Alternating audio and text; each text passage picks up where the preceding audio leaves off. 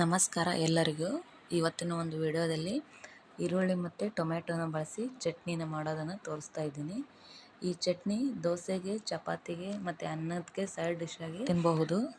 ಮಾಡಲಿಕ್ಕೆ ಮೊದಲಿಗೆ ಒಂದು ಹಂಚನ್ನು ಒಲೆ ಮೇಲೆ ಕಾಯಲಿಕ್ಕೆ ಇಡ್ತಿದ್ದೀನಿ. ನಂತರ ಇದಕ್ಕೆ ಒಂದು ಸಣ್ಣ ಈರುಳ್ಳಿ ಇದ್ದರೆ 2, ದೊಡ್ಡದಿದ್ದರೆ 1 ಈರುಳ್ಳಿ ತೊಗೊಂಡು ಸಣ್ಣ ಉದ್ದುದ್ದಾಗಿ ಕಟ್ ಮಾಡ್ಕೊಂಡಿದ್ದೀನಿ. ಅದನ್ನು 1 ನಿಮಿಷವರೆಗೂ ಫ್ರೈ ಮಾಡಬೇಕು ಹಂಚಿನಲ್ಲಿ. ಈಗ ನೋಡ್ತಾ ಇರ್ಬೋದು. ನಂತರ ಅದಕ್ಕೆ ಒಂದು 8ರಿಂದ 10 ಎಸಳು ಬೆಳ್ಳುಳ್ಳಿನ ಹಾಕಿ ಅದನ್ನು 1 ನಿಮಿಷ ಫ್ರೈ ಮಾಡಬೇಕು. ನಂತರ ಇದಕ್ಕೆ ಒಂದು ದೊಡ್ಡದಾಗಿದ್ದರೆ 1 ಟೊಮೆಟೊನ ಉದ್ದುದ್ದಾಗೆ ಹೆಚ್ಚಿದ್ದನ್ನು ಅದನ್ನು ಫ್ರೈ ಮಾಡ್ತಾ ಇದ್ದೀನಿ. ನಂತರ ಖಾರಕ್ಕೆ ಎಷ್ಟು ಬೇಕೋ ಅಷ್ಟು 4, ನಿಮಗೆ ಎಷ್ಟು ಖಾರ ಜಾಸ್ತಿ ಇದ್ದರೆ ಅಷ್ಟು ಮೆಣಸಿನ್ಕಾಯಿನ ಹಾಕ್ಕೋಬೇಕು. ನಾನಿಲ್ಲಿ 4 ಮೆಣಸಿನ್ಕಾಯಿನ ತೊಗೊಂಡಿದ್ದೀನಿ, ಯಾಕಂದರೆ ನಾನು ಇಬ್ಬರಿಗೆ ಆಗುವಷ್ಟು ಚಟ್ನಿನ ಮಾಡ್ತಾಯಿದ್ದೀನಿ. ನಂತರ ಒಂದು ನಿಂಬೆಹಣ್ಣಿನ ಗಾತ್ರದಷ್ಟು ಹುಣಸೆಹಣ್ಣು ಜಾಸ್ತಿ ಹುಳಿ ಇದ್ದರೆ ಸ್ವಲ್ಪ ಕಡಿಮೆ ತೊಗೊಳ್ಳಿ. ನಂತರ 1 ಟೇಬಲ್ ಸ್ಪೂನಷ್ಟು ಜೀರಿಗೆನ ತೊಗೊಂಡಿದ್ದೀನಿ.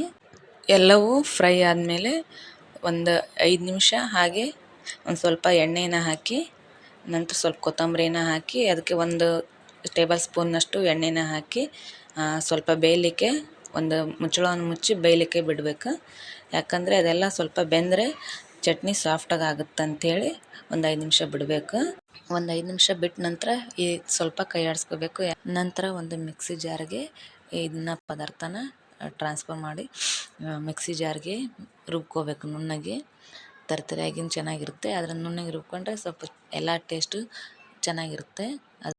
ಒಂದೇ ಥರ ಚಟ್ನಿ ತಿಂದು ಬೇಜಾರಾಗಿರುತ್ತಲ್ವ, ಅದಕ್ಕೋಸ್ಕರ ಹೊಸ ರೀತಿದು ಟ್ರೈ ಮಾಡಿ ನೋಡಿದರೆ ಚೆನ್ನಾಗಿರ್ತವೆ. ಹೊಸ ಟೇಸ್ಟ್ಗಳನ್ನು ಕಲ್ತ್ಕೊಳ್ತೀವಿ, ಹೊಸ ರೆಸಿಪಿಗಳನ್ನು ಕಲ್ತ್ಕೊಳ್ತೀವಿ. ಹಾಗೆ ನಾನು ಟ್ರೈ ಮಾಡಿದ್ದೆ, ತುಂಬಾ ಚೆನ್ನಾಗಿ ಬಂದಿತ್ತು. ವಿಡಿಯೋ ಯಾರು ನೋಡ್ತಾ ಇದ್ದೀರಾ, ಪ್ಲೀಸ್ ವಿಡಿಯೋ ಇಷ್ಟ ಆದರೆ ಒಂದು ಲೈಕ್ ಮಾಡಿ, ಹಾಗೆ ನನ್ನ ಚಾನಲ್ಗೆ ಸಬ್ಸ್ಕ್ರೈಬ್ ಮಾಡ್ಕೊಳ್ಳಿ, ಹಾಗೆ ಶೇರ್ ಮಾಡಿ. ಇನ್ನೂ ಹೆಚ್ಚು ಹೊಸದಾದಂಥ ರೆಸಿಪಿಗಳನ್ನು ಮಾಡಲಿಕ್ಕೆ ನೀವು ಸಬ್ಸ್ಕ್ರೈಬ್ ಮಾಡಿದರೆ ನಂಗೆ ತುಂಬಾ ಸಪೋರ್ಟ್ ಆಗುತ್ತೆ. ಹಾಗೆ ಲೈಕ್ ಮಾಡಿ. ನೋಡಿ, ಚಟ್ನಿ ಈ ರೀತಿಯಾಗಿ ಬಂದಿದೆ. ತುಂಬಾ ಚೆನ್ನಾಗಿ, ಟೇಸ್ಟ್ ಮಾತ್ರ ತುಂಬಾ ಚೆನ್ನಾಗಿತ್ತು. ಮತ್ತೆ ಮುಂದಿನ ವಿಡಿಯೋದಲ್ಲಿ ಸಿಗೋಣ. Bye. Thank you for watching.